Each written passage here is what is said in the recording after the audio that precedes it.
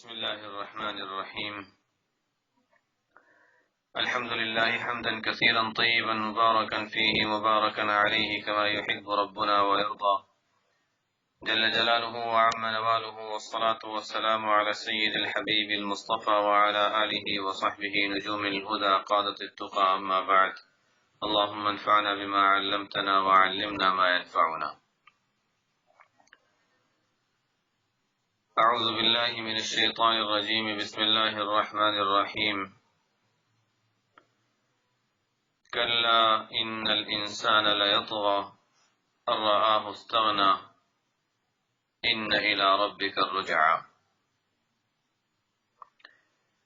أرأيت الذي ينهى عبدا إذا صلى أرأيت إن كان على الهدى أو أمر بالتقوى أرأيت إن كذب وتولى ألم يعلم بأن الله يرى كلا لئن لم ينته لنسفعا بالناصية ناصية كاذبة خاطئة فليدع نادية سندع الزبانية كلا لا تطيعه واسجد واقترب.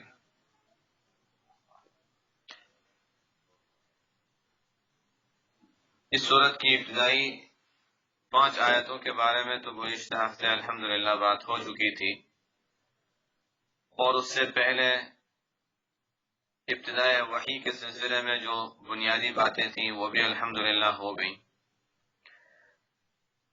اب یہاں سے اللہ تعالیٰ کلا ان الانسان لیطغی، یہاں سے اللہ تعالیٰ یہ فرما رہے ہیں کہ دیکھو ہم نے انسان پر اتنا احسان کیا کہ ایک تو اس کو نطفہ اور پھر جمع ہوا خون ان حالتوں سے گزار کر ہم نے ایک انسانی شکل دی. واقعتاً بڑی عجیب چیز ہے کہ ان مراحل سے گزار کر انسان جیسی خلقت اور پھر انسان کو بنا کر اس میں اللہ نے جو طرح طرح کی صلاحیتیں رکھی، گزشتہ صورت میں بھی اس کا تذکرہ آیا لقد خلقنا الانسان فی احسن تقویم. پھر اللہ تعالیٰ نے اس کو پڑھنا سکھایا، علم دیا، علم الانسان ما لم یعلم. ان تمام نعمتوں کا اور احسانات کا تقاضا تو یہ تھا کہ انسان اللہ تعالیٰ کی ان نعمتوں کا شکر ادا کرتا، اور انسان کو جو بھی نعمت حاصل ہو ہر نعمت کے بارے میں یہ خیال کرتا کہ یہ اللہ کی دی ہوئی ایک نعمت ہے، اللہ تعالیٰ کا مجھ پر احسان ہے. یہ اصل انسان کی، ایک مسلمان کی سوچ ہونی چاہیے. کوئی بھی نعمت اللہ نے ہمیں دی ہو، کسی کو اللہ تعالیٰ نے عبادت کی توفیق دی ہے تو اپنی عبادت کی توفیق کی وجہ سے یہ نہ سوچنے لگ جائے کہ میں دوسرے سے بہتر ہو گیا، مجھے دوسرے سے بہتر کوئی چیز مل گئی ہے. اللہ نے دی ہے جو بھی دی ہے، اللہ تعالیٰ کی توفیق سے ہے جو کچھ بھی ہے. تو چاہے عبادت کی توفیق اللہ تعالیٰ نے دی ہو، چاہے اور کوئی نعمت اللہ تعالیٰ نے عطا فرمائی ہو، علم دیا، کسی کو شہرت دی، کسی کو مال دیا، کسی کا خاندان دوسرے خاندان کے مقابلے میں دنیاوی لحاظ سے اچھا سمجھا جاتا ہو. اور آج کل تو ایک وبا عام ہو چکی ہے کہ کس کے ماننے والے، کس کے فالوورز زیادہ ہیں، کس کے لیے زیادہ آن لائن میں جا کر کس کے لائکس زیادہ ہوتے ہیں، اس میں مقابلہ ہو رہا ہے. اور اس کی وجہ سے انسان اپنے لیے گویا کہ اچھا میرے اتنے ہیں تو اچھا اس کا مطلب ہے کہ میں دوسرے سے آگے بڑھ گیا. بہرحال یہ سب چیزیں دنیا ہی میں رہنے والی ہیں. ایک مسلمان کی شان تو یہ ہے، ایک مسلمان کی شان تو یہ ہے کہ دنیا کی نعمتوں کے بارے میں یہی تصور کرے اللہ نے انسان کو دنیا میں جو بھی نعمتیں عطا کی ہیں اس بارے میں یہ خیال کرے کہ اللہ کی طرف سے دی ہوئی عارضی نعمتیں ہیں، اور اللہ تعالیٰ نے یہ نعمتیں اس لیے دی ہیں تاکہ ان کے ذریعے سے اللہ تعالیٰ ہمارا امتحان لے. ھذا من فضل ربی، سلیمان علیہ السلام نے جو ہمیں تعلیم دی، قرآن کریم نے سلیمان علیہ السلام کے جو واقعہ بیان فرمایا اس میں یہی سکھایا. ھذا من فضل ربی لیبلونی ااشکر ام اکفر. جو نعمتیں اللہ نے دی ہیں اس کے بارے میں انسان یہ سوچے کہ یہ میرے رب کا فضل ہے اللہ تعالیٰ کا مجھ پر احسان ہے، اور اس لیے اللہ نے یہ نعمت دی ہے تاکہ اللہ میرا یہ امتحان لے اور یہ دیکھے اشکر ام اکفر، کہ میں اللہ کی نعمتوں کا شکر ادا کرتا ہوں یا ناشکری کرتا ہوں۔ یہ ہے دنیا کی نعمتیں۔ کتنے ہیں جن کے پاس بڑی بڑی نعمتیں ہوتی ہیں لیکن کوئی ایک پریشانی ساتھ آ گئی۔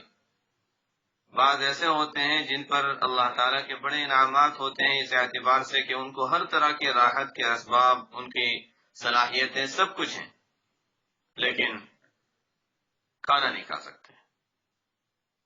کھانا کھانے کے لیے ان کو اطباء ٹیوب لگاتے ہیں اور اس کے ذریعے سے نالی لگاتے ہیں، نلکی لگا کر وہ کھانا اندر پہنچاتے ہیں۔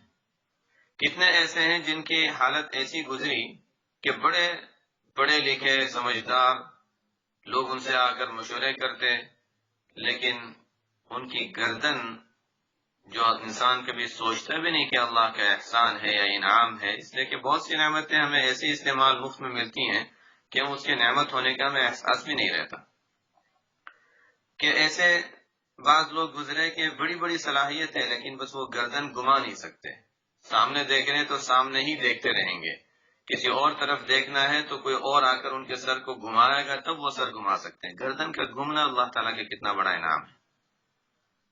کبھی ایسا ہوتا ہے کہ انسان بہت اچھا مقرر ہوتا ہے، زبان رک گئی، ختم ہو گیا، سب کچھ گیا۔ بعض ہمارے جاننے والوں میں بعض وہ بھی ہیں بیچارے جن کے ساتھ یہ واقعہ ہوا کہ بہت اچھا سلسلہ چل رہا تھا، اللہ تعالیٰ نے بڑا ذریعہ معاش دیا تھا، طب وغیرہ میں مہارت تھی، لیکن آنکھوں سے معذور ہو گئے۔ جب آنکھوں سے معذور ہو گئے تو ظاہر ہے کہ علاج معالجے کا سلسلہ جاری نہیں دے سکا، مشکلات پیش آ گئی۔ تو بہرحال یہی ہے، انسان اللہ تعالیٰ یہ باتوں میں ٹھیک ہے جن کو اللہ تعالیٰ ان تکلیفوں سے گزارتے ہیں ان کے لیے تو ظاہر ہے رفع درجات، ان کی گناہوں کی معافی، ان کے رفع درجات جو بھی اللہ تعالیٰ کا سلسلہ ہے وہ تو ہے، لیکن دوسروں کو دیکھ کر بہرحال یہ سبق اللہ تعالیٰ سکھا رہے ہیں کہ دیکھو اپنی کسی نعمت کو اپنی نعمت نہ سمجھو، اللہ جب چاہے گا لے لے گا۔ کچھ نہیں تو موت تو آنے ہی والی ہے، دنیا میں اللہ تعالیٰ کبھی اس طرح کی چیزیں دکھا دیتے ہیں لیکن موت تو آنے ہی والی ہے۔ یہ بھی خیال رہے کہ کسی کے اوپر اگر کوئی پریشانی آتی ہے تو اللہ تعالیٰ اس کے ساتھ، ظاہر ہے کہ جب کوئی پریشانی یا تکلیف آتی ہے اس کا مطلب اللہ تعالیٰ آخرت میں اسے کچھ دینا چاہ رہے ہیں۔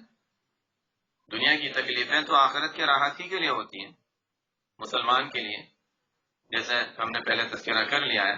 تو اس لیے یعنی بہرحال دنیا میں تکلیف کا آنا، دنیا میں پریشانیوں کا ہونا وہ تو ایک دنیا کی خاصیت ہے۔ دنیا اصل ہے ہی تکلیفوں کی جگہ، اصل راحت کی جگہ تو آخرت ہے۔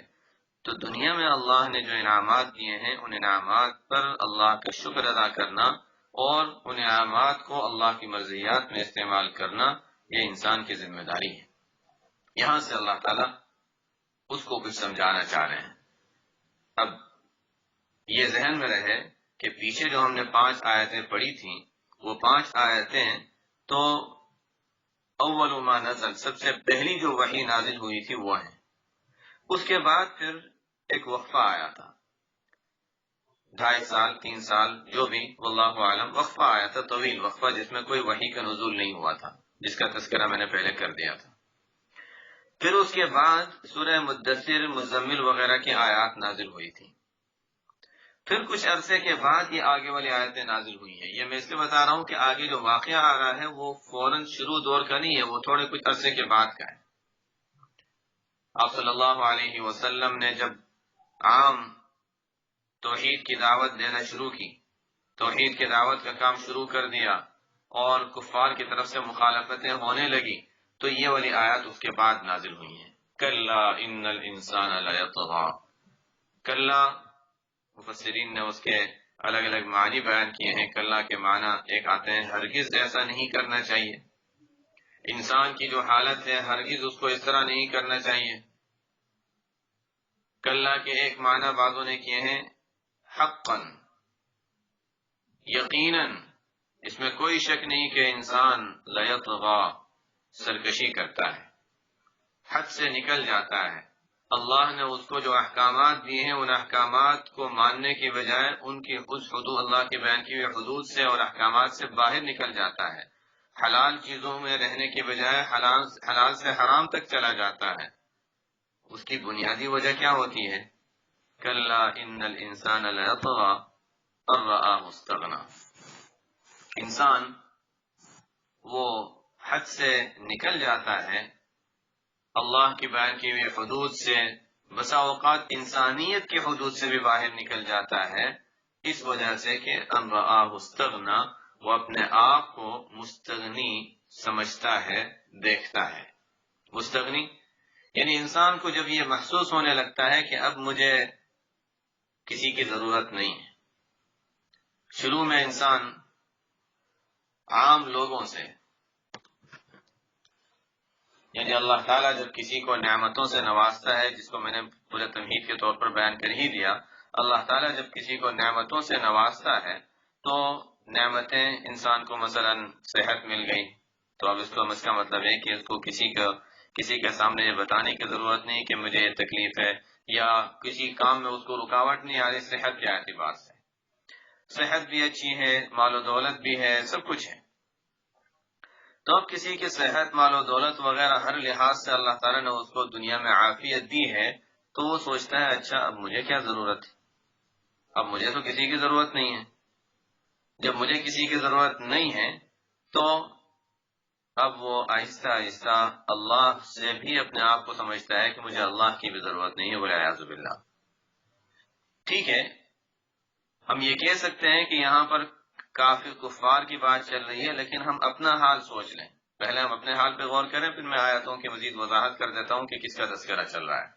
ہم انسانوں کی حالت کیا ہے کہ جب اللہ نے نعمتیں دی ہیں، مال و دولت بھی ہے، صحت بھی ہے، اور ہمیں کسی کے سامنے الحمدللہ کسی کے سامنے، کسی انسان کے سامنے احتیاج، اپنی ضرورت پیش کرنے کی ضرورت پیش نہیں آتی، اپنی ضرورتیں بیان کرنے کی ضرورت پیش نہیں آتی، تو آہستہ آہستہ انسان اللہ سے دور ہوتا چلا جاتا ہے۔ اس کی ایک علامت یہ ہوتی ہے کہ جب تکلیف کا وقت آیا تو دعاؤں کا اہتمام زیادہ ہو گیا، جب تکلیف دور ہو گئی تو دعاؤں کا اہتمام ختم ہو گیا۔ تو تکلیف کے موقع پر اللہ سے مانگنا اور راحت کے موقع پر اللہ سے نہ مانگنا، یہ بھی ایک طرح سے استغنا ہے۔ دعا تو اس لیے کی جاتی تھی کہ ہم اپنے عاجزی اللہ کے سامنے ظاہر کریں، لیکن جب ہمیں ایسا لگ رہا ہے کہ اب ہمیں ضرورت نہیں ہے تو نہیں، اب کیوں مانگیں؟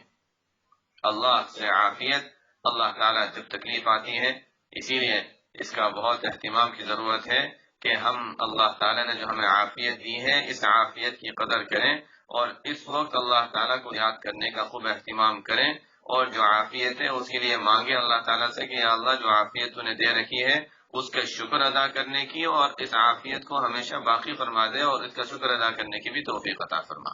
یہ بہت ضروری ہے۔ حدیث میں آتا ہے کہ جو شخص یہ چاہتا ہو کہ مشکلات میں اس کی دعائیں قبول ہوں تو اس کو چاہیے کہ راحت اور آسانی کے موقع پر بھی اللہ تعالیٰ سے دعا مانگا کرے۔ کلا ان الانسان لیطغی ان رآہ استغنی، سن لو یقیناً انسان حد سے آگے نکل جاتا ہے، سرکشی میں مبتلا ہوتا ہے، اس وجہ سے کہ اپنے آپ کو وہ مستغنی سمجھتا ہے، وہ سمجھتا ہے مجھے کسی کی ضرورت نہیں ہے۔ اور یہ ہمیشہ سے معاملہ رہا ہے، یہ ہمیشہ سے رہا ہے کہ اللہ تعالیٰ جب کسی کو نعمتیں زیادہ دیتا ہے تو بجائے وہ اللہ کا شکر ادا کرنے کے وہ اور زیادہ گمراہی میں، سرکشی میں، نافرمانی میں مبتلا ہوتے ہیں۔ گزشتہ انبیاء کے واقعات ہم قرآن میں اگر دیکھ لیں تو خاص طور پہ قرآن نے یہ لفظ استعمال کیا ہے کہ کوئی نبی جب اپنی قوم میں گیا، دعوت دی، تو الا قال مترفوها، تو وہاں کے خوش عیش لوگوں نے، مالدار لوگوں نے، جو دنیاوی نعمتوں میں اللہ نے جن کو رکھا تھا ان لوگوں نے پہلے مخالفت کی۔ فلما اخذنا مترفیہم بالعذاب، ہم نے ان کے خوش عیش لوگوں کو عذاب میں پکڑا۔ تو یہ لفظ خاص طور پہ قرآن میں بیان کیا جاتا ہے یہ بتانے کے لیے کہ دیکھو مال انسان کو اللہ سے دور کرتا ہے۔ اے مسلمانوں، کہیں ایسا تمہارا حال نہ ہو جائے کہ تمہیں اللہ نعمتیں دے، عافیت دے، مالداری عطا کرے تو تم اس کی وجہ سے دین سے دور ہونے لگ جاؤ۔ بڑے عجیب عجیب اس سلسلے میں واقعات ہیں، صحابہ رضی اللہ عنہم کے زمانے میں بھی اس طرح کے واقعات پیش آئے تھے. خیر مفہوم واضح ہو چکا. اللہ تعالیٰ نے ایک اصول بیان کر دیا کہ عام انسان کی حالت یہ ہوتی ہے کہ جب اللہ تعالیٰ اس کو عافیت نعمتیں زیادہ دیتے ہیں تو انسان اللہ تعالیٰ کی نافرمانی میں آہستہ آہستہ مبتلا ہونے لگ جاتا ہے. دنیا کی زیادتی، یہ بات احادیث میں صاف صاف بیان کر دی گئی ہے. قرآن سے بھی ثابت ہے، احادیث سے بھی ثابت ہے کہ مال و دولت اور دنیا کی کثرت کوئی اچھی چیز نہیں ہے. انسان اپنی کمزوری سمجھ کر زیادہ حاصل کرتا ہے، وہ اس کی کمزوری سمجھ کر کرے، کبھی بھی اس کو اچھا سمجھ کر نہ کرے. یہ دنیا کا مال و دولت اور دنیا کی کثرت جب بھی آتی ہے کوئی خیر لے کے نہیں آتی. سلیمان علیہ السلام کی بات الگ تھی. انہیں تو اللہ تعالیٰ نے ان کو تو اللہ تعالیٰ نے یہ کہہ دیا تھا کہ دیکھو فمنن او امسک بغیر حساب، آپ پر تو کوئی حساب نہیں اور لوگوں کے لیے معاملہ نہیں.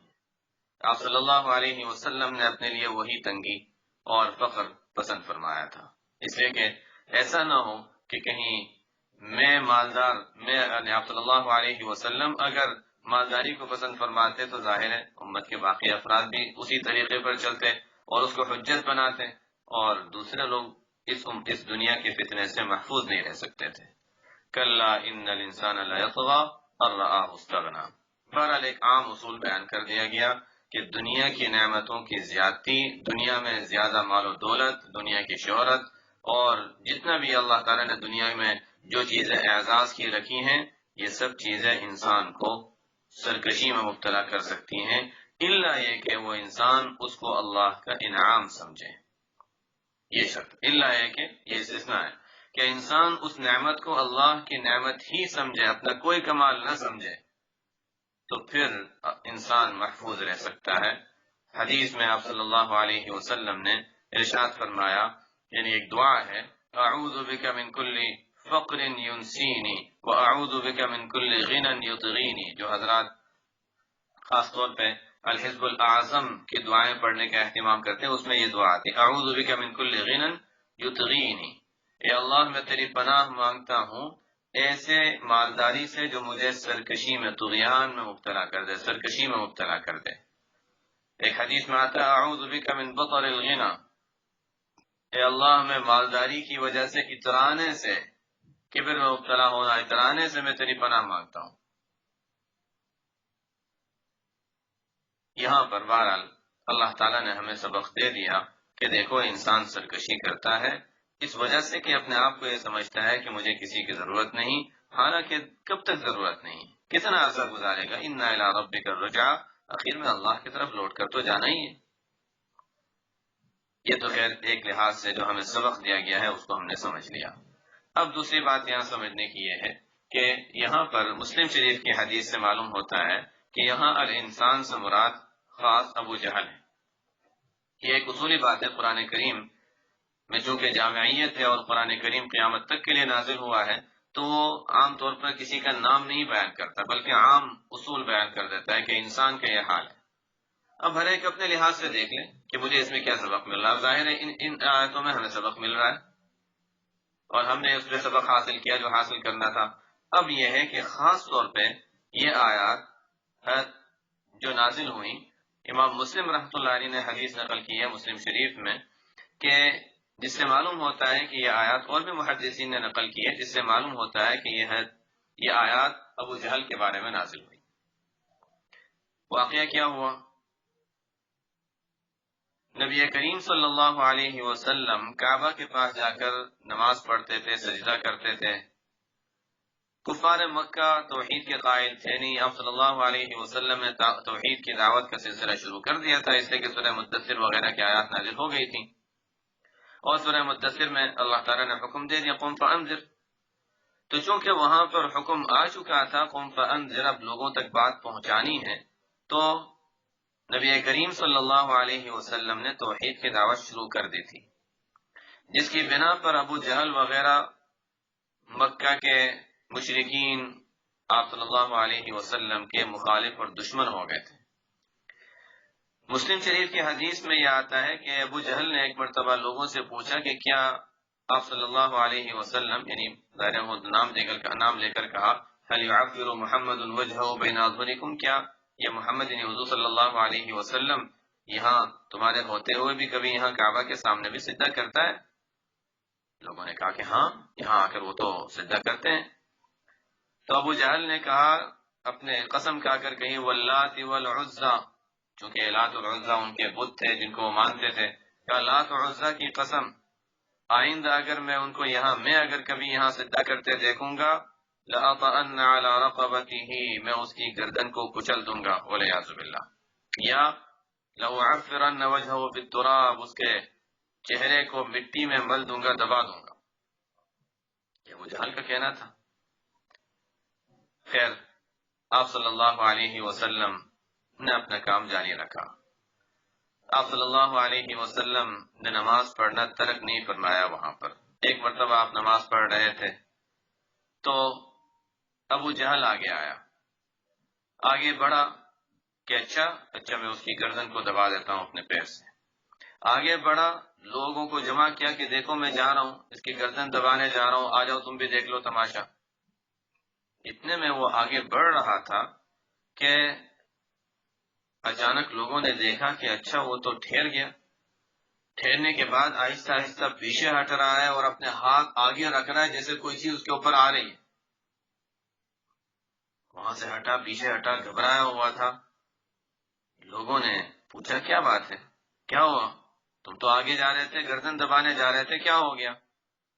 کہا کہ مسلم شریف کی حدیث میں تو اس کی اتنی تفصیل نہیں، بعض روایتوں میں اس کی مزید تفصیل ہے کہ اگر تم وہ منظر دیکھ لیتے جو میں نے دیکھا ہے تو تم لوگ اس کو برداشت نہ کر سکتے۔ بہرحال مسلم شریف کی حدیث میں آگے یہ آتا ہے کہ اس نے یہ کہا کہ میرے اور آپ صلی اللہ علیہ وسلم کے درمیان میں ایک آگ کی خندق ہے، کچھ پر والی چیزیں نظر آ رہی ہیں مجھے، بڑا ہولناک منظر ہے۔ آپ صلی اللہ علیہ وسلم نے فرمایا، لو دنا منی لاختطفته الملائکۃ عضوا عضوا، اگر وہ مجھ سے قریب آتا، مجھے مارنے کے لیے مجھ سے قریب آتا تو فرشتے اس کے ایک ایک ٹکڑے ٹکڑے کو الگ الگ کر دیتے، لیکن وہ خود ڈر گیا، اس نے اپنی جان بچا لی، تو ابھی تک اس کا محفوظ رہنا ہی اللہ تعالیٰ نے مقدر کیا، ورنہ یہ کہ وہ آگے بڑھتا تو سب دیکھ لیتے کہ کس طرح فرشتے اس کے ٹکڑے ٹکڑے اڑا دیتے۔ بہرحال اس پر یہ آیتیں نازل ہوئیں، ان الانسان لیطغی ان رآہ استغنی، یہ انسان ابو جہل یہ سرکشی میں مبتلا ہوا، حد سے آگے بڑھ رہا ہے، اس وجہ سے کہ وہ یہ سمجھتا ہے کہ اس کو کسی کی ضرورت نہیں، مال اللہ نے دیا ہے، خاندان دیا ہے، قبیلہ دیا ہے، شہرت دی ہے، سمجھتا ہے کہ اچھا اب مجھے کسی چیز کی ضرورت نہیں ہے۔ ان الی ربک الرجعی، ان الی ربک الرجعی کے بھی مفسرین نے دو معنی بیان کیے ہیں اور بڑے اچھے معنی ہیں، اور دونوں معنی ہمارے لیے ایک سبق رکھتے ہیں۔ ایک تو معنی بالکل ظاہر ہے، ان الی ربک الرجعی، سب کو اللہ کی طرف لوٹ کر جانا ہے۔ دنیا میں انسان کر لے کتنا کرے گا، یہ چاہے دنیا کے ظالم حکمران جو کر رہے ہیں کریں، اپنے رعایا کو چاہے اپنے آپ کو مسلمان کہتے ہیں وہ کہیں، اللہ تو جانتا ہے کہ وہ مسلمان ہے یا نہیں۔ اپنے رعایا کے لوگوں کو قتل کر رہے ہیں، بچوں کو، بوڑھوں کو، ہر طرح کے لوگوں کو عام قتل کر رہے ہیں، اپنے ہی ملک کو تباہ کر رہے ہیں۔ کر لیں جو دنیا میں کرنا ہے، ان الی ربک الرجعی، اللہ کے پاس لوٹ کر تو جانا ہے۔ اگر یہ کمزور لوگوں سے انتقام نہیں لے سکتے، اگر وہ ان سے مقابلہ نہیں کر سکتے تو دنیا کا ہی معاملہ ہے۔ دنیا تو زیادہ سے زیادہ انسان رہتا ہے تو اچھا تقریباً 100 سال کے قریب رہ گیا تو بڑی زندگی پالی اس نے، ورنہ تو اصل تو آخرت کا ہے کہ ایک ہی دن وہ 1000 سال کے برابر ہوگا، اور کفار کے حق میں تو 50,000 سال کے برابر ہوگا، ایک دن کی بات ہے، تو آخرت کی زندگی تو بہت طویل ہے۔ ان الی ربک الرجعی، آپ کے رب کی طرف تو لوٹ کر جانا ہی ہے، وہاں پورا معاملہ صاف ہو جائے گا۔ یہ اللہ تعالیٰ کا انصاف، اللہ تعالیٰ کے عدل کا تقاضا ہے کہ قیامت قائم ہو اور حساب ہو اور بدلہ دیا جائے، ظالموں کو ان کے ظلم کا بدلہ دیا جائے، فرما برداروں کو اور مظلوموں کو ان کا بدلہ دیا جائے۔ دوسرے معنی ان الی ربک الرجعی کے بڑے اچھے بیان کیے مفسرین نے۔ بعضوں نے فرمایا کہ اس کے معنی یہ بھی ہیں کہ دیکھو دنیا میں بھی، وہ تو آخرت ہے کہ آخرت میں اللہ کی طرف لوٹ کر جانا ہے، دنیا میں بھی انسان بسا اوقات دنیا کی چیزوں میں منہمک ہو جاتا ہے، میرے پاس یہ ہے، میرے پاس یہ ہے، یہ ہے، اسباب خوب جمع کر لیے اور ایسا سمجھتا ہے کہ میں تو مستغنی ہوں، مجھے کسی کی ضرورت نہیں ہے۔ لیکن کبھی ایسا وقت بھی آتا ہے کہ اسباب سے کام نہیں چلتا، تو انسان چاہے وہ کافر ہو، اس کو اسباب سے ہٹ کر مسبب الاسباب کی طرف اور اللہ کی طرف رجوع کرنا پڑتا ہے۔ قرآن نے بھی اس کو بیان کیا ہے۔ کفار کا حال تھا، بڑا عجیب تھا مشرکین کا، کہ وہ بتوں کی عبادت کرتے تھے۔ وَإِذَا غَشِيَهُم مَّوْجٌ كَالظُّلَلِ دَعَوُا اللَّهَ مُخْلِصِينَ لَهُ الدِّينَ، بتوں کی عبادت کرتے تھے، بت پرستی کرتے تھے۔ سمندری سفر ہے جہاز کا، کبھی موجیں شروع ہو جاتی اور کشتی ایسا معلوم ہوتا تھا بحری جہاز ڈوب جائے گا، تو وہ کرتے یہ تھے بسا اوقات کہ جو بت ان کے پاس ہوتے تھے ان بتوں کو پانی میں ہی پھینک دیتے تھے کہ یہ بت تو ہمیں بچانے والے نہیں ہیں، اور خالص اللہ سے دعا مانگتے تھے کہ یا اللہ تو ہی نجات دینے والا ہے، میں نجات دے دے، اور اللہ تعالیٰ ان کی دعا قبول کر لیتے تھے۔ ان الی ربک الرجعہ، تو دنیا میں بھی تم جانتے ہو کہ تمہارے پاس سب کچھ ہے، پھر بھی تمہیں کبھی اللہ کی طرف رجوع کرنا پڑ جاتا ہے۔ جب اسباب جواب دے دیتے ہیں اور اسباب سے کام نہیں چلتا، تب انسان جا کر اللہ کی طرف رجوع کرتا ہے، اس کے بجائے پہلے سے ہی اللہ سے رجوع کر لیتا۔ ہمارے لیے بھی سبق ہے کہ دیکھو، علاج کے لیے کوئی بیماری ہے تو دوائی تو استعمال کر لو، لیکن دوائی استعمال کرنے سے پہلے اللہ کو یاد کرو جو مسبب الاسباب ہے، دعا بھی مانگو اور دوائی بھی، دونوں کام کرو۔ یہ نہیں کہ پہلے دوائی کر لی، علاج کر لیا، جب کوئی علاج کام نہیں کر رہا اور فائدہ نہیں دے رہا تو اب اللہ تعالیٰ سے دعا کریں، ان الی ربک الرجعہ۔ آخری چیز اللہ تعالیٰ کو یاد کرتے ہیں، وہ تو غیروں کا حال تھا، وہ تو غیر مسلموں کا حال تھا۔ مسلمان کی شان یہ ہے کہ پہلے اللہ سے مانگے اور پھر اسباب کو اختیار کرے۔ ان الی ربک الرجعہ، دنیا میں بھی اللہ کی جانب ہی رجوع کرنا پڑتا ہے۔ ہاں، کوئی ایسا ہوتا ہے جو شروع میں اللہ کی جانب رجوع کرتا ہے تو اچھا کام ہے، اچھی بات ہے، اور کوئی وہ ہوتا ہے جو تمام اسباب سے جب مایوس ہو جاتا ہے پھر اللہ کی جانب رجوع کرتا ہے۔ یہ ایک مسلمان کی شان تو ایسی نہیں ہے کہ اخیر میں جا کر ہاں کر تو لے، لیکن یہ شان نہیں کہ اخیر میں کرے، اس کو تو پہلے اللہ تعالیٰ کی جانب رجوع کرنا چاہیے۔ ان الی ربک الرجعہ، قرآن نے جگہ جگہ اس کو بیان کیا ہے۔ وَإِذَا مَسَّ الْإِنسَانَ ضُرٌّ دَعَانَا، انسان کو تکلیف پہنچتی ہے تو ہم سے دعا مانگتا ہے، ہمیں پکارتا ہے، پھر جب اس کو راحت پہنچا دیتے ہیں تو بھول جاتا ہے، نسیٰ مَا كَانَ يَدْعُو إِلَيْهِ مِن قَبْلُ، بھول جاتا ہے کہ اس نے دعا مانگی تھی اور ہم نے دعا قبول کی۔ عجیب شان ہے، انسان کی عجیب حالت ہے، اور شاید ہم اپنے حالت میں غور کریں تو شاید ہمارے ساتھ بھی کبھی اس طرح کی کوئی بات ہوئی ہو، کوئی تکلیف تھی، دعا کرتے رہے، دعا کراتے رہے، اور تکلیف دور ہو گئی۔ جب تکلیف دور ہو گئی تو انسان بھول بھی گیا کہ ہاں وہ تکلیف تھی اور ہم نے دعا مانگی تھی اور فلانے سے بھی دعا کرائی تھی، سب بھول جاتا ہے، گویا کہ کوئی تکلیف تھی ہی نہیں، نہ دعا مانگی تھی، نہ اللہ تعالیٰ نے تکلیف دور کی، سب بھول جاتا ہے۔ حالانکہ اصل تو یہ تھا کہ تکلیف کے اللہ تعالیٰ نے جب تکلیف دور کی ہے تو پھر اللہ تعالیٰ کا شکر گزار بننا بھی ضروری تھا، اللہ تعالیٰ کی نعمتوں کا شکر ادا کرنا، خاص طور پر تکلیف کے بعد تو پھر راحت کا احساس زیادہ ہوتا ہے، پھر اللہ تعالیٰ کو بھول جانا یہ ناشکری ہے۔ ان الی ربک الرجعہ۔ آگے، ارأیت الذی ینہی عبدا اذا صلی،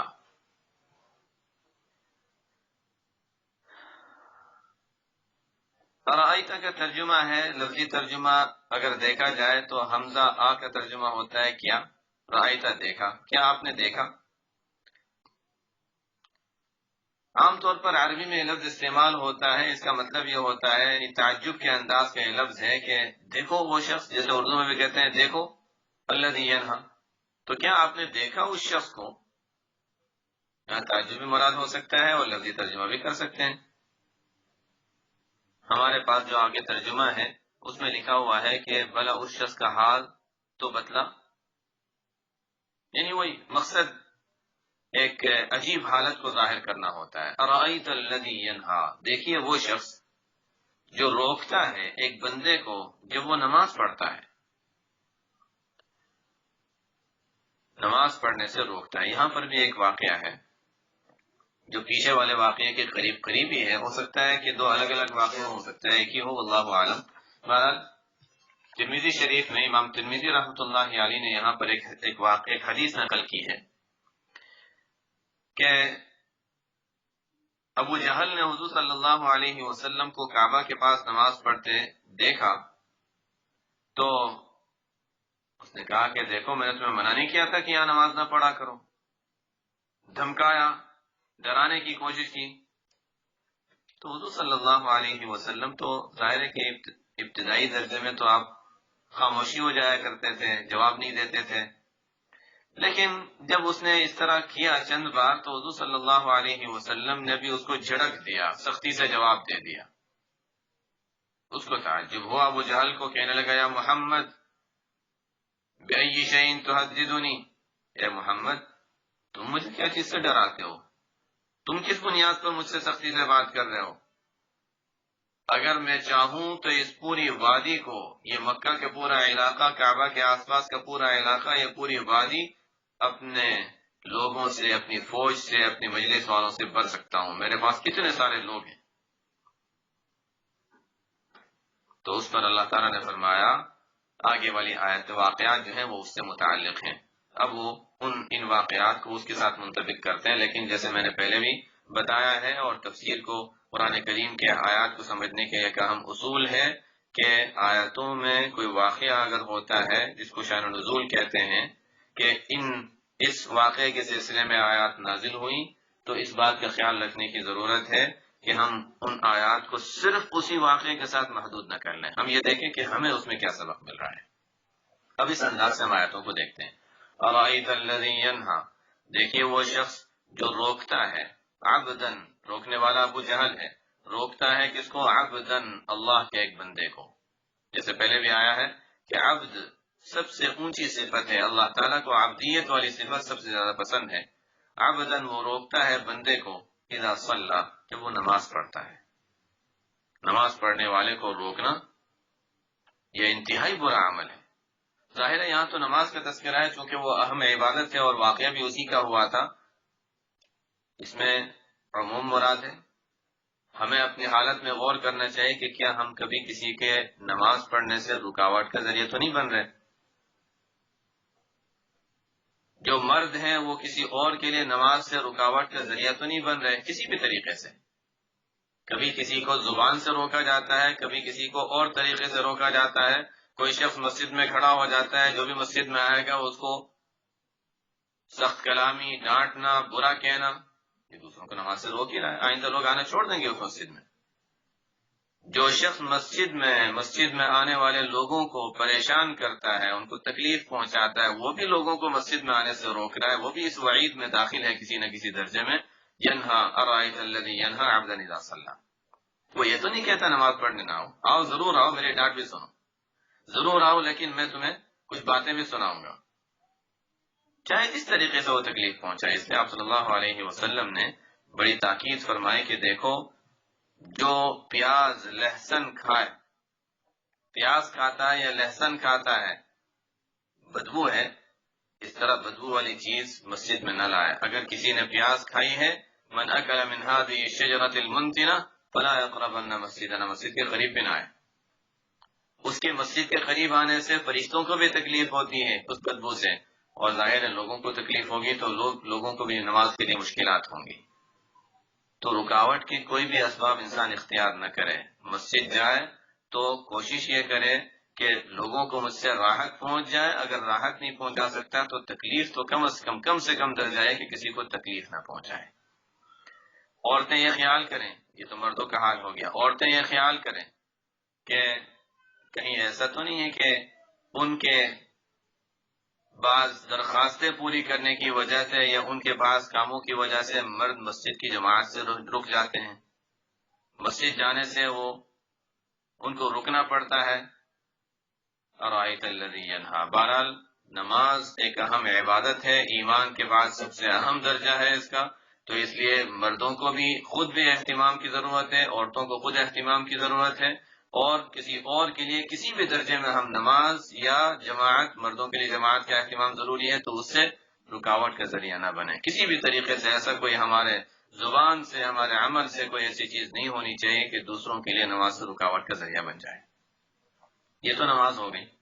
لیکن کوئی بھی دینی کام، ایک شخص کوئی دینی کام کرتا ہے اور شریعت کے موافق کرتا ہے، یہ ضروری ہے. شریعت کے موافق کوئی دینی کام کر رہا ہے تو اس میں رکاوٹ نہیں بننا چاہیے. اگر رکاوٹ بنتا ہے تو گویا ایک دینی کام سے روکنے کا ذریعہ بن رہا ہے. اگرچہ یہاں پر نماز کا تذکرہ ہے، لیکن ظاہر ہے کہ نماز تو ایک اہم عبادت ہے اور واقعہ اسی کا پیش آیا تھا، اس لیے اللہ تعالیٰ نے خاص طور پہ اس کا تذکرہ فرمایا. ورنہ کسی بھی دینی کام میں انسان رکاوٹ نہ ڈالے. کبھی ایسا ہوتا ہے کہ بعض دینی کاموں سے ہمیں مناسبت ہوتی ہے، بعض دینی کاموں سے نہیں ہوتی. ٹھیک ہے، انسان کی ایک طبیعت ہوتی ہے. بعض دینی کام وہ ہوتے ہیں جس میں لوگوں سے میل جول بات چیت زیادہ اس کی ضرورت پیش آتی ہے. بعض دینی کام ہوتے ہیں جس میں خاموشی سے انسان اپنا کام کرتا رہے. دونوں طرح کے کام ہیں. کسی کو ایک کام سے مناسبت ہے، کسی کو دوسرے کام سے مناسبت ہے، سب اپنا کام کرتے رہیں. کسی اور کے لیے رکاوٹ نہ بنے. ارأیت الذی ینہی عبدا اذا صلی. بس میں اس لیے بتا رہا تھا کہ یہ شرط ہے. ایک شرط یہ لگا دی تھی کہ دیکھو ہاں اتنا ضروری ہے کہ وہ نماز یا وہ عبادت شریعت کے موافق ہو. کوئی شخص غلط وقت میں نماز پڑھ رہا ہے، جس وقت نماز پڑھنا منع ہے اس وقت نماز پڑھ رہا ہے، اوقات ممنوع جس کی تفصیل کتب فقہ میں آ جاتی ہے.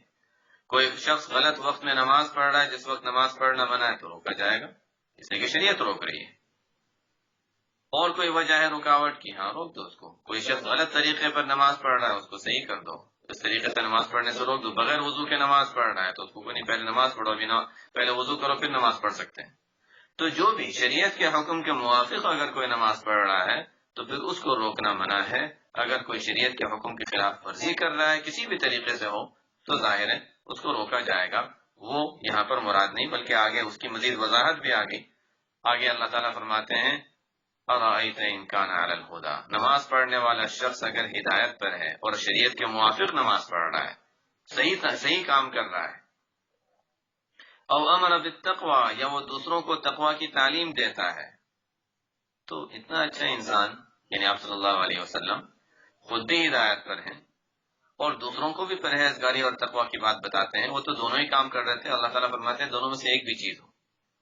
اور آئیتا ان کان علی الہدی، اگر نماز پڑھنے والا شخص خود ہدایت پر ہے یا ہدایت پر چلو خود انسان نہیں ہوتا، کبھی غلطیاں کر لیتا ہے لیکن دوسروں کو تو اچھی چیز کی طرف بلا ہی رہا ہے. دونوں میں سے ایک کام بھی اگر انسان کرتا ہے تو ایسے شخص کو اس کے کاموں میں رکاوٹ نہیں ڈالنی چاہیے. اور اگر کوئی شخص دونوں کام کر رہا ہو، ہدایت پر بھی ہے اور دوسروں کو تقوی کی تعلیم بھی دیتا ہے، کوئی دونوں، جیسے آپ صلی اللہ علیہ وسلم جب دونوں ہی کام کر رہے ہیں تو وہ تو پورا کمال، اعلیٰ درجے کا یعنی کمال یہی ہے. تو جب دونوں چیزیں انسان میں آ گئیں تو اس نے تو کمال حاصل کر لیا. اب اس شخص کو اس کا کام کرنے سے اور نماز پڑھنے سے روکنا یہ انتہائی درجے کی بری حرکت ہے. ارأیت ان کان علی الہدی او امر بالتقوی. نماز پڑھنے والا شخص جس کو روکا جا رہا ہے وہ اگر ہدایت پر ہو یا پرہیزگاری کا حکم دیتا ہو تو کتنا برا ہوگا اس کو روکنا. اللہ تعالیٰ ایک سمجھانے کا انداز اختیار فرما رہے ہیں. حالانکہ ابو جہل جیسے شخص ہے، ابو جہل جیسی شخص اور آپ صلی اللہ علیہ وسلم جیسی شخصیت کے لیے رکاوٹ بن رہا ہے، لیکن اللہ تعالیٰ کوئی نرم انداز، شروع کا انداز نرم ہے. ارأیت ان کان علی الہدی، دیکھو اگر یہ بندہ جو نماز پڑھ رہا ہے ہدایت پر ہو یا تقوی کا حکم دیتا ہو پھر اس کو روکنا کتنا برا ہوگا. ایک معنی. بعض مفسرین نے یہاں پر ایک اور معنی بیان فرمایا کہ ان کان علی الہدی، کانا سے مراد نماز پڑھنے والا یعنی آپ صلی اللہ علیہ وسلم نہیں بلکہ روکنے والے کو کہا جا رہا ہے کہ دیکھو کہ ارأیت الذی ینہی عبدا اذا صلی، دیکھو یہ ابو جہل جو ایک بندے کو، اللہ کے ایک بندے کو یعنی آپ صلی اللہ علیہ وسلم کو نماز پڑھنے سے روکتا ہے. ارأیت ان کان علی الہدی، کتنا اچھا ہوتا کہ ابو جہل خود ہدایت پر آ جاتا. ایک جس کو کہا جاتا ہے ادفع باللتی ہی احسن.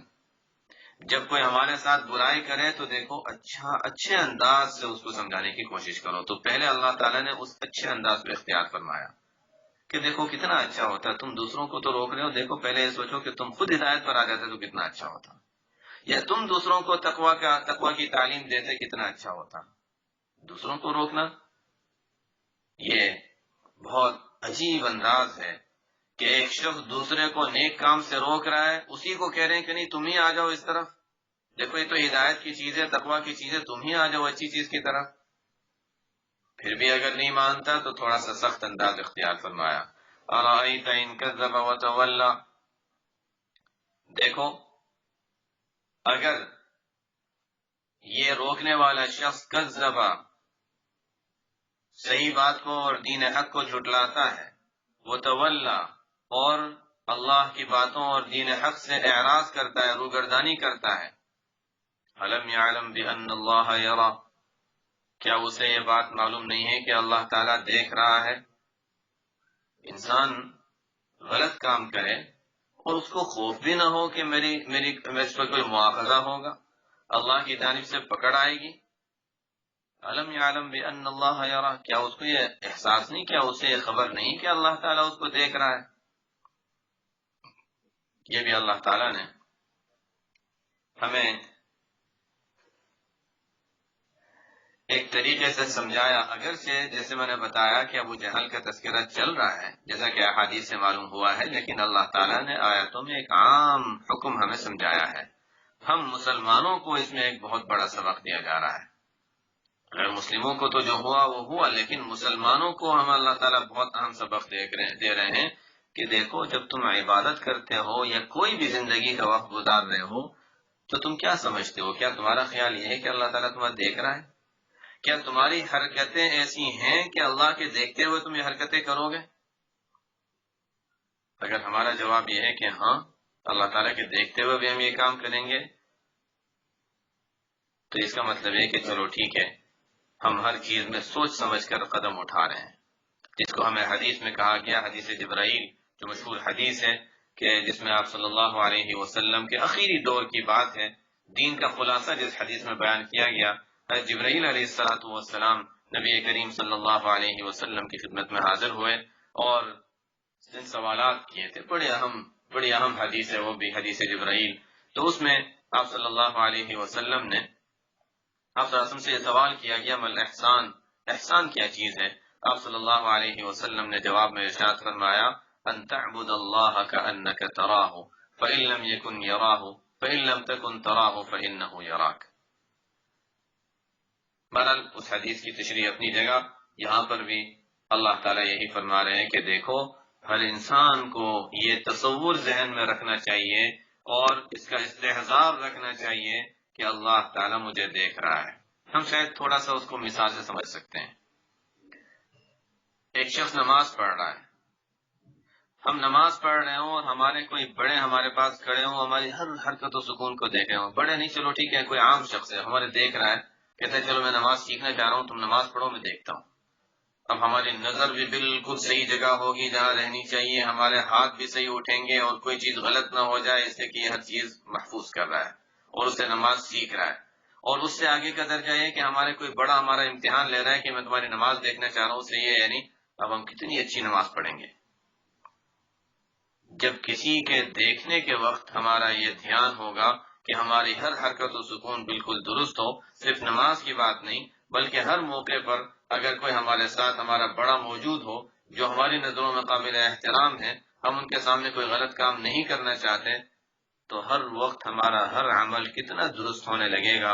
انسان یہ سوچے کہ دنیا کے لوگ تو دنیا کے لوگ ہیں، چاہے بزرگ سے بزرگ شخصیت ہو، چاہے پیغمبر ہو، اللہ تعالیٰ جب مجھے دیکھ رہے ہیں تو مجھے کتنا صحیح طریقے سے کام کرنا چاہیے۔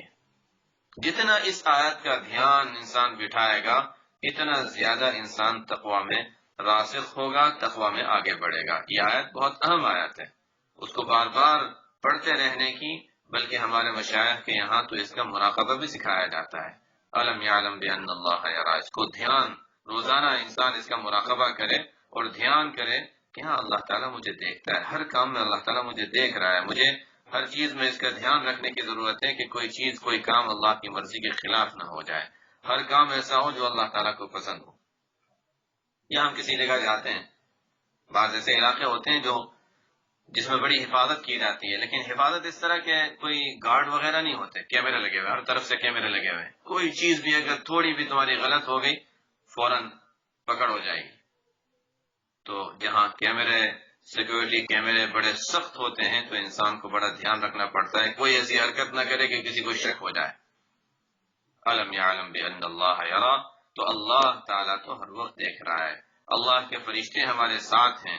ما یلفظ من قول الا لدیہ رقیب عتید، انسان زبان سے کوئی جملہ نہیں نکالتا کہ فرشتے تیار ہیں، رقیب عتید لکھنے کے لیے فوراً تیار ہیں اور وہ بات لکھ دیتے ہیں۔ اب اعمال صالحہ میں لکھتے ہیں، یا ہم کبھی غیبت کر لیں، کسی کے جھوٹ بول دیں، کسی کی برائی کر لیں، کسی کو طعنہ دے دیا، تو وہ ہمارے برائیوں کے اور سیئات کے نامہ اعمال میں، گناہوں کے نامہ اعمال میں لکھا جاتا ہے۔ بہرحال اس آیت کا بہت زیادہ دھیان رکھنے کی ضرورت ہے۔ الم یعلم بان اللہ یرا۔ اب ہم مختصراً سورت کو ختم کر لیتے ہیں۔ کلا، دیکھو یہ حرکتیں ہرگز نہ کرو، اس طرح کی حرکتوں سے باز آ جاؤ، کسی کو نماز سے نہ روکو، نیک لوگوں کو نیکی کرنے میں رکاوٹ نہ ڈالو۔ الم یعلم بان اللہ یرا، کلا ایسا ہرگز نہیں ہونا چاہیے۔ لئن لم ینتہی، جو لوگ اس طرح کی حرکتیں کرتے ہیں، یا ابو جہل جو یہ حرکت کر رہا ہے، اگر یہ باز نہیں آئے گا، لنسفعا بالناصیہ، لنسفعا اصل میں نون تھا، اس کو الف کے ساتھ لکھا جاتا ہے کبھی، اس کو الف کے ساتھ یہاں لکھ دیا گیا، لنسفعا بالناصیہ، لنسفعن عربی سے جو واقف ہیں نون تاکید کے لیے آتا ہے، تو لنسفعا بالناصیہ ضرور ہم اس کو گھسیٹیں گے پیشانی سے۔ کسی مجرم کو جب پکڑ لیا جاتا ہے تو اس کے پیشانی کے بال اگر کسی نے پکڑ لیے، جیسے کوئی پولیس والا ہے، کوئی حاکم ہے، اور وہ مجرم کو پکڑواتا ہے کہ اچھا اس کے پیشانی کے بال سے پکڑ کر کھینچو، لنسفعا بالناصیہ، تو ہم اس کو پیشانی کے بالوں سے، پیشانی کے والے حصے سے پکڑ کر کھینچیں گے۔ ناصیۃ کاذبۃ خاطئہ، ایسی پیشانی جو جھوٹی ہے، گنہگار ہے، خطا میں گویا ڈوبی ہوئی ہے۔ سوال یہ ہے کہ آپ پیشانی کا کیوں تذکرہ کیا؟ کیا مطلب پیشانی جھوٹی، پیشانی خطا کار؟ بعضوں نے تو یہ کہا کہ اس کا مطلب یہ ہے کہ اتنا زیادہ انسان گناہوں میں مبتلا ہے کہ پیشانی کے بال، یعنی بال میں اس میں جھوٹ اور گناہوں کے اثرات جا چکے ہیں۔ بعضوں نے تو اس طرح سے مانا لیے، اور بعض تھوڑا سا اور گہرائی میں گئے کہ انسان کے اللہ تعالیٰ نے جو دماغ رکھا ہے، اس کا پچھلا حصہ جو ہے وہ تو ایسا ہے جیسے ہمارے یہاں جیسے ہم کمپیوٹر میں میموری کا حصہ ہوتا ہے کہ اچھا دماغ کا پچھلا حصہ وہ حافظہ، اس میں سب معلومات محفوظ رہتی ہیں۔ دماغ کا اگلا حصہ ناصیہ، پیشانی کا شروع آگے والا دماغ والا جو حصہ ہے، وہ ہے جس سے انسان سوچتا ہے، یہ کرتا، یعنی مختلف تدبیریں جو سوچتا ہے، باتیں بناتا ہے، یہ سب چیزیں جو انسان کی ہوتی ہیں۔ ایک ہوتا ہے کسی کا حافظے کا تیز ہونا، وہ پیچھے والا حصہ ہے۔ ایک ہوتا ہے کسی کا یعنی چیزوں کو سمجھنا اور ان کے بارے میں غور و فکر کرنا، اور کیا ہے اس میں اچھی چیزیں بھی انسان بناتا ہے، غلط چیزیں بھی بناتا ہے، جھوٹ وغیرہ بھی بناتا ہے۔ تو یہ جھوٹی باتیں بنانا، دھوکہ دینا وغیرہ، یہ سب دماغ کے اگلے حصے سے تعلق رکھتا ہے۔ کسی نے یہ بھی کہا تھا کہ اگر بعض ہوتے ہیں فوج وغیرہ میں ہوتے ہیں جن کے بارے میں کبھی شبہ ہو جاتا ہے کہ پتہ نہیں یہ سچ ہے جھوٹ ہے، ہمارے خلاف تو نہیں ہے، کوئی سچ بول رہا ہے جھوٹ بول رہا ہے، کسی کا جھوٹ پکڑوانا ہوتا ہے، تو وہ اس طرح کرتے ہیں کہ خاص دوائی دیتے ہیں جو دماغ کے اگلے حصے کو سلا دیتی ہے۔ پچھلا حصہ ٹھیک رہتا ہے، دماغ کے اگلے حصے کو سلا دیتی ہے۔ جب اگلا حصہ دماغ کا سو گیا تو اب انسان وہ چکر اور دھوکے بازی اور جھوٹ یہ سب چیزیں بنا نہیں سکتا ہے، اس سے کہ وہ حصہ سو چکا ہے۔ اب جو سچ بات ہے انسان بول دے گا۔ بہرحال اللہ تعالیٰ نے تو اس وقت ہی فرما دیا تھا کہ ناصیہ سے تعلق ہے۔ قدیم مفسرین نے تو اس کا کوئی تذکرہ نہیں کیا، ایسے کہ اس وقت تک یہ تحقیقات سامنے نہیں آئی تھی کہ ناصیہ والے حصے میں وہ دماغ کا وہ حصہ ہے جہاں سے انسان یہ چیزیں بناتا ہے۔ ناصیۃ کاذبۃ خاطئہ، ایسی پیشانی جو جھوٹ اور خطا، غلطیوں اور گناہوں میں ڈوبی ہوئی ہے۔ اب ابو جہل کے چونکہ تذکرہ چل رہا ہے، آیتوں میں تو عموم ہے، لیکن چونکہ ابو جہل کا تذکرہ چل رہا ہے، عجیب ہوا کہ اللہ تعالیٰ نے دنیا میں بھی اس کو اسی طرح ذلیل کیا۔ بدر کے موقع پر جب اسے مارا گیا، حضور صلی اللہ علیہ وسلم نے لوگوں سے کہا، صحابہ سے، کہ جاؤ دیکھو ابو جہل کی خبر تو لاؤ، کہاں ہے؟ چونکہ دو صحابہ تھے معاویہ اور معاذ رضی اللہ عنہما، انہوں نے مار تو دیا تھا لیکن پوری طرح مرا نہیں تھا۔ حضرت عبداللہ بن مسعود رضی اللہ تعالیٰ عنہ، واقعہ تو مفصل ہے، عبداللہ بن مسعود رضی اللہ تعالیٰ عنہ گئے، دیکھا ایک جگہ گرا ہوا ہے، تو اس کے پاس گئے، اس سے کہا، بات چیت کی، ذرا بات کی، اس نے کہا کہ کیوں آئے، کہ کیا ارادہ ہے؟ کہا کہ میں تجھے قتل کرنے آیا ہوں۔ تو ابو جہل نے یہ کہا کہ ٹھیک ہے قتل کر دو، میری چھری یہاں رکھی ہوئی ہے، میری چھری سے قتل کرو۔ ایک تو یہ کہا کہ محمد یعنی حضور صلی اللہ علیہ وسلم کو میرا یہ پیغام دے دینا کہ آج میرے دل میں ان کی اس سے زیادہ دشمنی اور عداوت ہے جتنی کہ آج سے پہلے تھی۔ ایک یہ پیغام، اور دوسرا یہ کہا کہ دیکھو میری گردن جب تم کاٹو تو ذرا نیچے سے سینے کی طرف سے کاٹنا، تاکہ جب دوسرے سروں کے درمیان میں اس کو میتوں کے جب سر رکھے جائیں گے تو میرا سر اونچا نظر آئے۔ اس وقت بھی وہ اس کبر اور غرور میں ہے، آپ صلی اللہ علیہ وسلم کی عداوت میں بھی اور کبر اور غرور میں بھی اس وقت مبتلا ہے۔ عبداللہ بن مسعود نے اس کی گردن کاٹی، کھینچ کر رسی سے باندھ کر آپ صلی اللہ علیہ وسلم کے پاس لے گئے۔ آپ صلی اللہ علیہ وسلم کو پیغام دیا کہ اس نے یہ کہا تھا۔ حضور صلی اللہ علیہ وسلم نے فرمایا کہ دیکھو یہ اس امت کا فرعون ہے یہ۔ موسیٰ علیہ السلام والے فرعون نے تو مرتے وقت پھر بھی یہ کہا تھا کہ لا الہ الا آمنتو، میں ایمان لے آیا، آمنتو بالذی آمنت به بنو اسرائیل، تو میں بھی اس مذہب پر ایمان لاتا ہوں جس کو بنی اسرائیل مانتے ہیں۔ آخر میں پھر بھی اس نے تو اپنی عاجزی کا اظہار کیا تھا، کیونکہ وہ توبہ کی قبولیت کا وقت نہیں تھا۔ اور یہ ابو جہل جو اس امت کا فرعون تھا، اس نے تو اخیری وقت میں بھی یہ کہا کہ نہیں، ابھی بھی مجھے حضور صلی اللہ علیہ وسلم سے اس سے زیادہ عداوت و دشمنی ہے جتنی پہلے تھی۔ خیر، تو دنیا میں بھی ذلیل ہوا اور آخرت میں جو ہوگا وہ تو ہوگا ہی، لنسفعا بالناصیہ، دنیا میں بھی ہوا اور آخرت میں بھی ہوگا۔ تو ہم ضرور اس کو پیشانی سے پکڑ کر گھسیٹیں گے، ناصیۃ کاذبۃ خاطئہ، ایسی پیشانی جو جھوٹ اور گناہوں سے بھری ہوئی ہے۔ فلیدع نادیہ، اور اس وقت اس کو چاہیے کہ اپنے مجلس والوں کو، اپنے ساتھ بیٹھنے والوں کو بلائے۔ دنیا میں چونکہ اس نے کہا تھا کہ میں اس پوری وادی کو بھر سکتا ہوں اپنے مجلس کے لوگوں سے، اپنے ساتھیوں سے، تو اللہ تعالیٰ فرماتے ہیں اس وقت اس کو چاہیے فلیدع نادیہ۔ سندع الزبانیہ، یہ اپنے مجلس والوں کو بلائے، ہم ہمارے زبانیہ فرشتوں کو بلائیں گے۔ زبانیہ ایک خاص فرشتوں کی ایک جماعت ہے، بعضوں نے کہا دوزخ کے جو ذمہ دار فرشتے ہیں ان کو کہا جاتا ہے۔ بہرحال زبانیہ فرشتوں کی ایک جماعت ہے۔ اللہ تعالیٰ نے فرمایا کہ اگر یہ بلاتا ہے اپنے مجلس والوں کو تو بلائے، اور ہم ہمارے جو فرشتے ہیں ہم ان کو بلائیں گے۔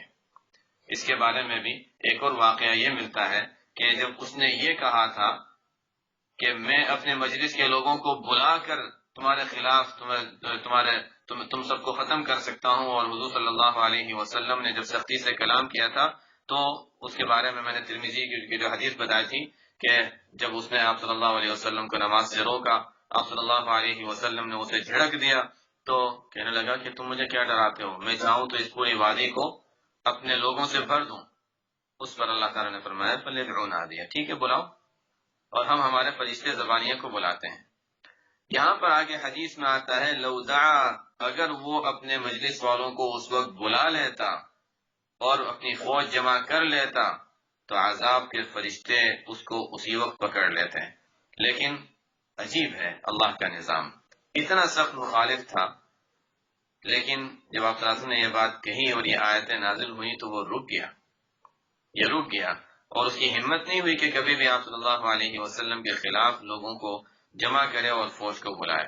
ہاں، بدر کے موقع پر ہوا تو اس وقت اس کو بھی سزا ملی، اس سے پہلے کبھی اس کی ہمت نہیں ہوئی تو وہ بچا رہا۔ بہرحال اس کے بعد وہ ڈر گیا تھا اور کبھی اس نے آپ صلی اللہ علیہ وسلم کے خلاف کوئی فوج جمع نہیں کی تھی۔ آخر میں جا کر بدر کے موقع پر جو ہوا وہ ہوا۔ سندع الزبانیہ، اللہ تعالیٰ فرماتے ہیں ہم ہمارے فرشتوں کو بلائیں گے۔ آگے والی آیت، اب وقت ختم ہو گیا تو میرا خیال ہے اس آیت کو ہم آئندہ ہفتے کے لیے رکھ دیتے ہیں، اگرچہ ایک ہی آیت رہ گئی لیکن اس کے متعلق جو بعض باتیں ہیں وہ بھی انشاءاللہ آئندہ ہفتے کر لیں گے، اور پھر بظاہر تو ایسا ہی ہے کہ کچھ زیادہ تفصیل نہیں ہوگی، تو پھر سورہ قدر آگے والی صورت بھی انشاءاللہ شروع کر دیں گے. سبحان ربک رب العزت عما یصفون وسلام علی المرسلین والحمد للہ رب العالمین.